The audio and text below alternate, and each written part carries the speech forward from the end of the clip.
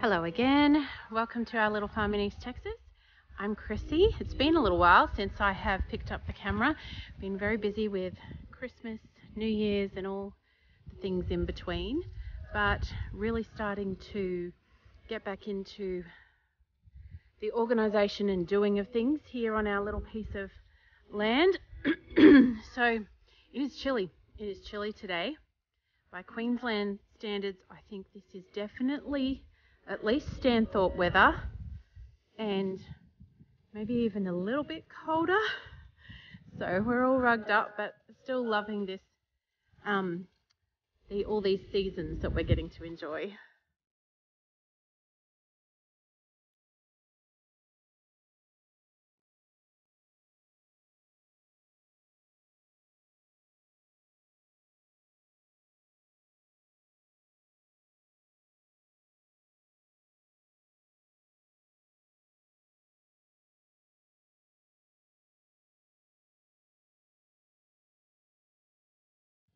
Okay, so I've just got a load of mulch.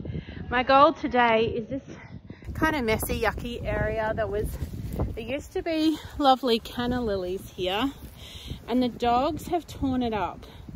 There's a maple and there's this little shrub, which is obviously evergreen. I'm not even sure what it is, but the canna lilies will come back, but I just want to heavily mulch it, and I'm kind of hoping that both it might discourage the pups from doing that, from continuing to, that what they do is they chase each other around and they run and run and run so fast that they dig it all up and they crash into the canna lilies. And these ones over here, yes, you too.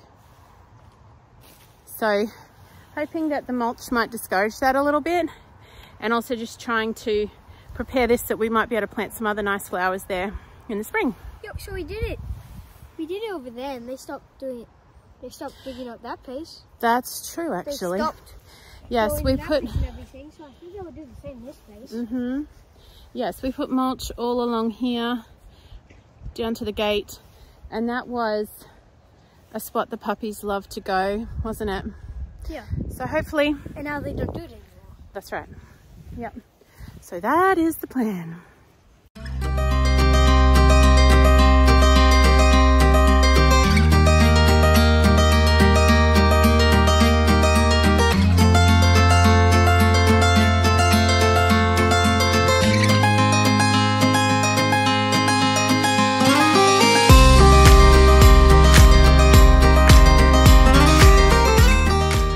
So we realized after a couple of shovelfuls that it was going to be way quicker to just carry the tub off and tip it upside down, obviously.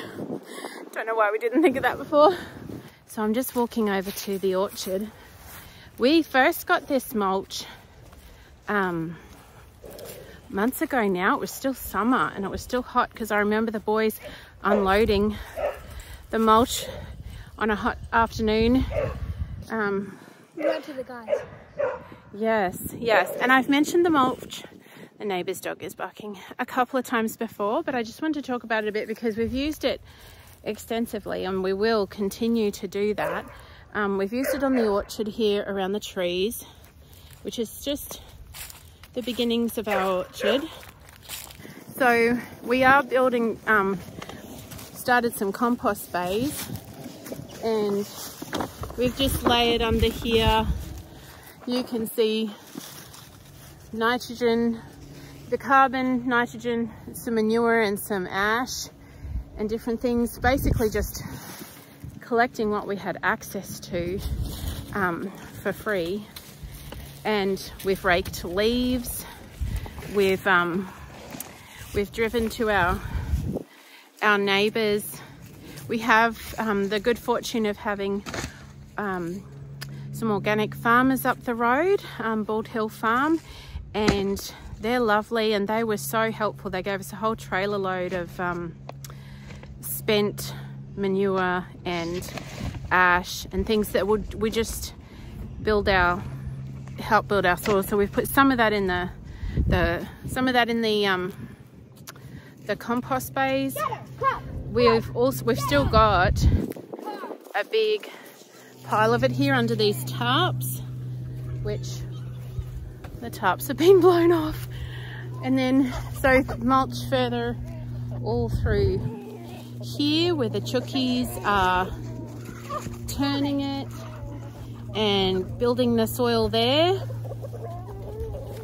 So it's just so versatile, and it's really our game plan at the moment to help us to get to where the land is more fertile than it is now. The chicks are coming to me because I opened up the grain.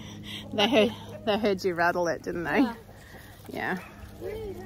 So why am I talking about the mulch? Why am I talking about this load of, well, it looks like dirt, but it's actually spent manure that's just decomposed and almost become dirt now, and ash. And these are the ways that we have found, I guess, that we're trying to build the soil here to get ready for a garden, to get our orchard a head start. There are different ways of doing things. Obviously there's more than one way to do something, but for us this is the most economical way, and we're just using what we can find that is here on the farm or that is nearby on other farms, and really just hoping that it will do the trick. So compost bays, which we need to do more of those. We'll use these in the compost bays, but we'll also use it on the spring garden because I think it's broken down enough now that it'll be totally fine. And the mulch, which I have mentioned before, my husband just spoke to a tree loppers that he saw on the side of the road and said, hey, what are you doing with that? Can we access it? Can we use it? And they were more than happy. Got the egg basket? Yep.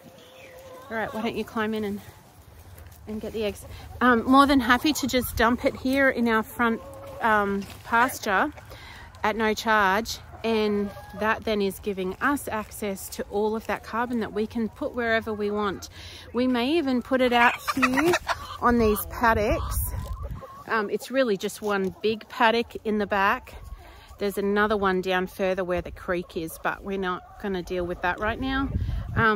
But this has been in the summer full of weeds. So we may even lay some mulch out there, and what it'll do is it'll decompose over time, break down, and just add carbon to the soil, which will then give habitat for the little creatures that we want in the soil, the microbes and all of the things that you want to build the soil. 26. I was going there collecting it, and the chicken came in like, what are you doing to my eggs? What are you doing? Is that from just today, or is that yesterday as well? No, that's just from today. I thought you forgot to collect them last night. Oh, did you get them this morning? Yep. That's a good, lovely little collection of eggs. Yep. Where can we put it while we go? What? Did you take this off? No, I think the wind blew it. Let's put it back on. Yeah. It's kind of a little bit dodgy, but it's keeping it covered. We just have to... The winds have been so strong today. All right. Might as well chuck this on too. Yeah. No, it won't hurt. Now, where are we going to put these eggs? That's the whole thing, Grace. It's an ingenious little spot to keep the eggs tie. All right. Oh, be easy on that little eggy. Okay. All right. Okay. All right, let's go. Go for a little walk. Unless the puppies somehow try to climb up the tree and eat them all, or eat all the eggs. I don't think. Can dogs climb trees? Nope. I don't think so. Unless your name is Schnitzel von Krumm, then maybe, just maybe. Maybe, just maybe. Okay. Let's have a look at this paddock. We haven't been down here in a while. This used to be old. Wow. Now we have had a lot of rain. And one of the things I'm interested to see is where the water has been going. Oh, look at this. No, this is where I want to make the dam. Because it's pouring a lot. It's pouring. Pooling. So, It's on the end. And like that's the deepest it's ever got. yeah, it's coming through, running through that fence there. Don't get your boots wet, Dal. They're not waterproof. Come over here. We'll go round. That's the deepest one you've seen. I've got gumboots on, but you don't. No, they still are waterproof. Like if I walk. So, let's see where it runs. So it's coming through here. I think we should just dig it like. Dal, I'm telling you, you're going to end up with wet socks. Oh, something. Yeah, they'll go through. So it's running through here. Eventually, and I don't know, when I say eventually, we don't know if this will ever happen, but what we would like to do is put a pond in, and we're just trying to keep an eye on where the water goes. Look at that pretty sun back there. That's so pretty. So we're going to see where the water goes and the lowest point on the land to see where it might be a good spot. That is the lowest point. Well, look, it's all, there's water. Yes, it is low there, but I think it's continuing to run. Down here, I have a suspicion that there might be another low spot down here. It's so, I don't know, so barren and wintry looking. Not barren, I don't know, it's just, it's wintry. Look at how bare. Look. Now obviously there's the pine trees. And look at all those we've lost there. See, now this is really green, which makes me think, but it's not as low as that other spot, is it? I don't think it's cold at all, but this would be a great spot, I think. It is a bit sludgy underfoot here. Yeah, it is. Yeah. Yeah, this is all boggy. Bit boggy through here. So someone's been cutting trees down. That was before though. I know. Yeah. Yeah, someone has. We should come down and with a Left that tree chainsaw. there. Let's just let that fall down and left it there. Mm-hmm. We need to come and chop it into firewood. Oh no, it's a rabbit! Rabbit! That is so cool. Hey, here's the first one we've seen. There must be a rabbit hole there. Did you see a rabbit hole? Or was he just hiding? That's so cool. Did you get it? I don't know if I got it. Get it? I don't know. I'll have a look back, but... Girls, did you smell the rabbit? Girls, where's the rabbit? I would think they would vote for the rabbit. You missed it, girls. What was you doing? You missed it. She won't scratch the foot today. Yes. We saw a rabbit and saw, oh yeah, don't lose that. Okay, so that is some of the things we're doing to build this land, but I would love to hear if you have any ideas of other things that you have used effectively or are trying. Mulch, it's a free resource that we were able to get in bountiful supply. So we're using it. We're hoping that it will reap dividends, but I'm sure there's a lot of other things you could use too. We've got a couple of spent round bales over here that we're gonna, they're not really, they're kind of half rotted, not really good for anything. So we're going to roll them out along the ground as well. That's another example of carbon that can be used. We've put a couple of loads. We've got the trucks to come down here. Put a couple of loads down here along the forest edge of the woods here. And we'll spread that out. The boys were talking about, we've got some pigs down the back, which we need to try and, like, feral pigs that we need to try and get rid of. The neighbours have told us it could, you know, be quite a threat to our spring garden plans if we don't get on top of that. And if we do get them, we were given the idea of maybe digging a hole in the ground here, covering it with a very, very large, putting the carcass of the pig in there, covering it with a large quantity of mulch, and then that slowly breaks down, obviously, over time. I want to eat the pig. Oh, I don't reckon I'd eat a feral pig. Who knows what they're carrying? Sure, we have a friend that knows how to cook a feral pig and like, get all the stuff out of it. It's not the cooking of it that worries me, it's the parasites. But anyway, we'll see. Why don't you just keep it and then like put it to sleep, keep it, put it around the fence, feed it good food for a week, then shoot it, then it's good. I don't know if a fence would keep a feral pig in. Don't reckon. I don't know. We do plan to get pigs at some point, but that is possibly not in the plan in the next 12 months. We just have to take baby steps.